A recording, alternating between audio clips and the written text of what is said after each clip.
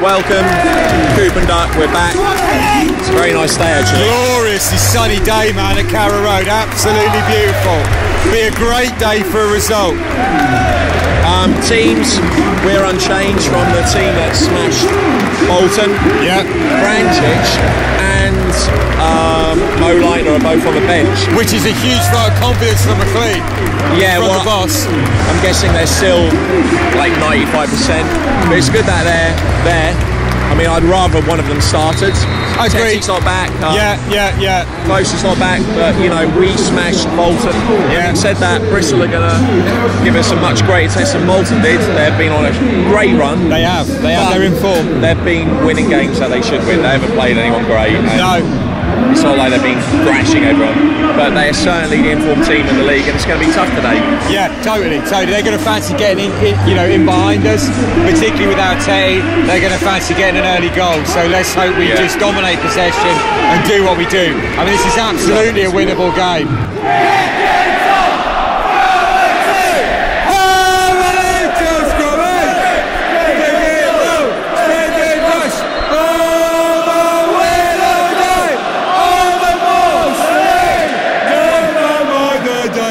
Steady on, Agent Charles Malone.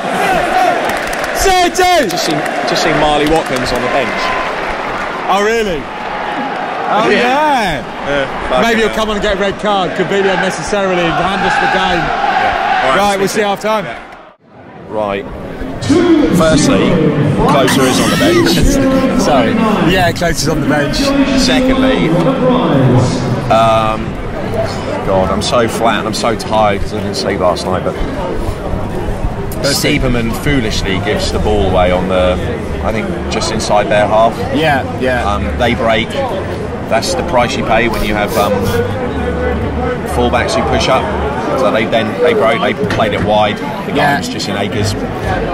Adrian Forbes, my lord. Adrian Forbes. Don't get distracted. Sorry. Neat finish. I've done quite a bit of drinking this afternoon. Neat finish, but then after that, we're really pushing. But they're packing the defence. They're putting a lot of players behind the ball.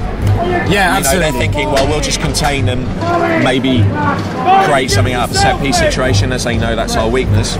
But we worked so hard to get back in the game, and we scored a fantastic goal. It's an amazing crossfield pass from Buendia, who picks out Onel Hernandez, who's been electric all half. I mean, they've been scared shitless of him, quite frankly. Yeah.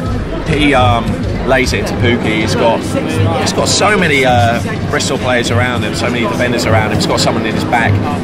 He lays it off to McLean, who hits such a tidy finish. You know, postage stamp finish. Well, it's not postage stamp finish because it's not on the top corner, but it's in off the post. Such a neat little finish. And you think, great, he's on again. What do? They kick off and they score. Like the guy runs the whole length of the half. It's ridiculous. I mean, I think Tribal gets a bit of the ball, but then it ricochets back in his path. But then Buendia has to do better. Godfrey has to do better. Could Crawl do better? Probably not. But someone has to stop him. Even if you can't win the ball off him, just put a body on him, make it difficult. Foul, bring him down, take a yellow. Absolutely. You work that hard to get back in the game. At 1-1, we go in 1-1. I think we win this game. Now I have to say, I think it's going to be very difficult for us. Yeah, maybe we get a point out of it. I mean, I think we will score again. It's just a question of what we look like in the second half. And what we look like in the seconds after scoring. You know, where we are in the league versus how many soft goals we've given away this year is unbelievable. Yeah. Like just defensive ineptitude, lapses in concentration. I think, we've looked bright going forward, but one thing I would say is, for my liking, Marco Stiepermann and a couple of times Emi Buendia have been far too nonchalant with possession in the middle of the park. Their first goal really was because Marco gave it away on the halfway line as everyone was breaking forward, and then everyone has to check themselves and get back into position. We did a poor job of it. We weren't organised. They scored. I think we had such a thrashing of Bolton, and we dealt with and dispatched Bolton so comfortably. I think we've gone into this game maybe not giving Bristol the respect that they deserve. Yeah, absolutely. I'd agree with that. They are far better side. But however, we should. We have looked good going forward. We've gifted them everything. It's not like they've had a multitude of chances. I mean, they've had the ball in some dangerous areas without really creating anything, but really they're They've had 2 chances and they've taken both of them. And certainly the second one, we've given it to them. I mean, given it to them. Just we've just got to be able to be more clinical and more ruthless than we are. We just need to get the ball to O'Neill as much as possible. Oh, he's been dynamite today. He's been absolute mustard, and good on him. And yeah, they can't handle us. They can't handle us when we're breaking. They don't have the pace. They don't have the skill. No, but that's the thing. At 1-1, the dynamic of the game changes. Because what are they going to sell for a point? They have to chase the game. They are going to pack the box now. Of course they are, and rightly so. And we're going to have to try and dig a result out, which is unfortunate. It's going to be so hard. Fingers crossed we do. Marley Watkins is on the bench for him, which is quite funny. I jokingly said to him, for old time's sake, can you come on and then get sent off? And he laughed and looked at you. Yeah, he did. I saw Marley Watkins was quite a funny guy. You can tell in interviews. Yeah, he's just a bit shit. He was a bit shit for us. Apparently he's been alright for other clubs. Oh, really? But, he's shit. Anyway, well, I don't know what's going to happen. I feel pretty annoyed and flat. Yeah, but the sun is still shining, and if Norwich have proven time and time again that we can do it in the second half, so let's keep everything crossed. Yeah. Well, we made it. We made it. We are top of the league, so we are top of the league. I think there's almost too much to talk about in that second half of football. We were great for one. Firstly, let's get a few key things out of the way. O'Neill Hernandez was unplayable all game.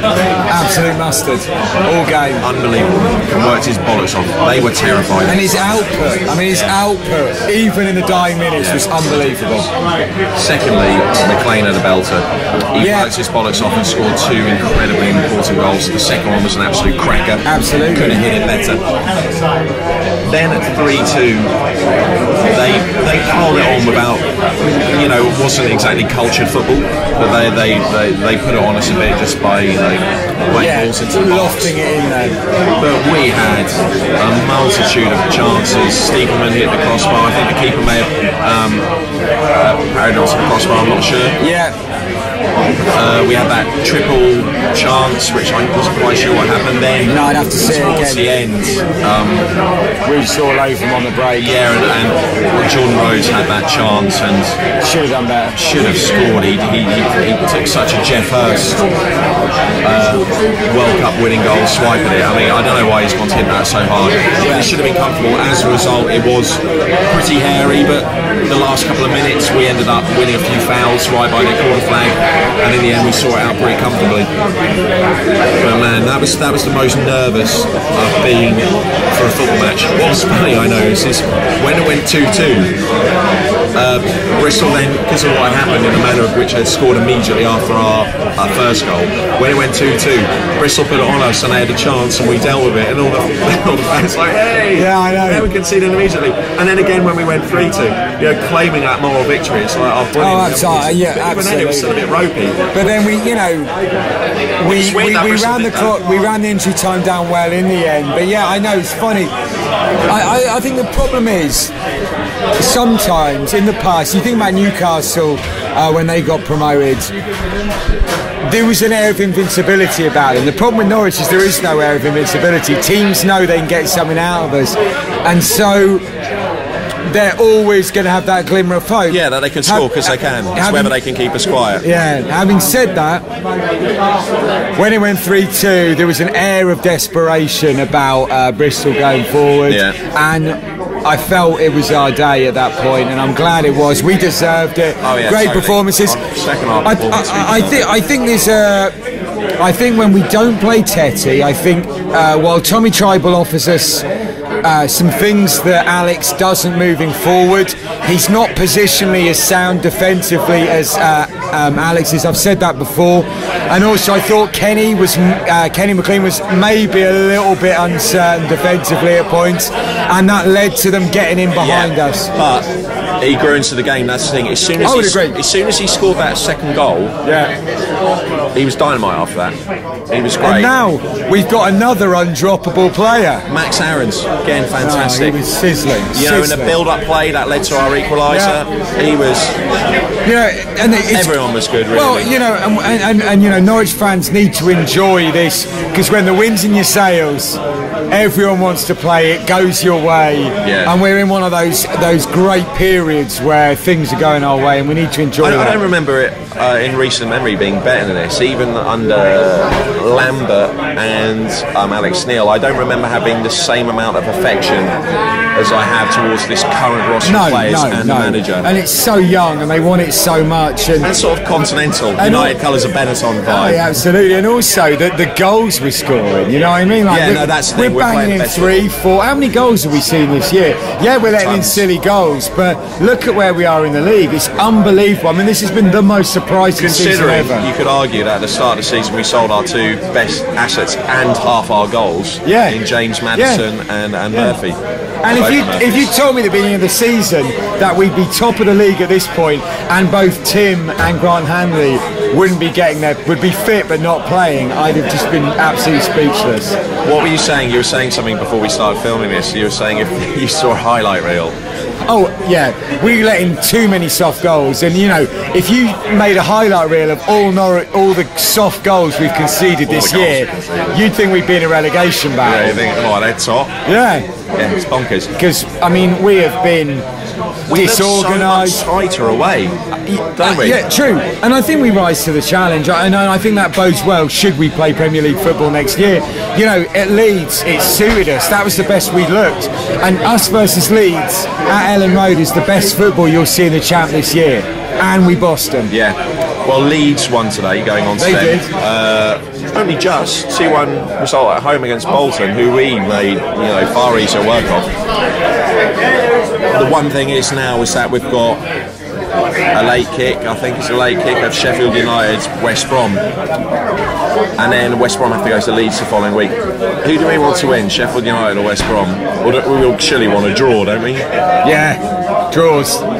Draws are good. With loads of injuries. But as you said on the stand, all we got to do now is just win every game, and we're going up. If we win every game, we're up. Yeah, I reckon if we win 10. But that was a real test today, because Bristol, they were a classic, good championship side, the model, They know where the goal is. Yeah, and they were, they had pace, they had, it's such a throwback championship model, is that you have some big players and you have some mobile players. None of them are amazingly skillful. They didn't play any incredibly intricate football like we did, but they've got the big target men up front. They're all built, and they've got a lot of pace. Totally. On the wings, and they're very similar to Derby. Really.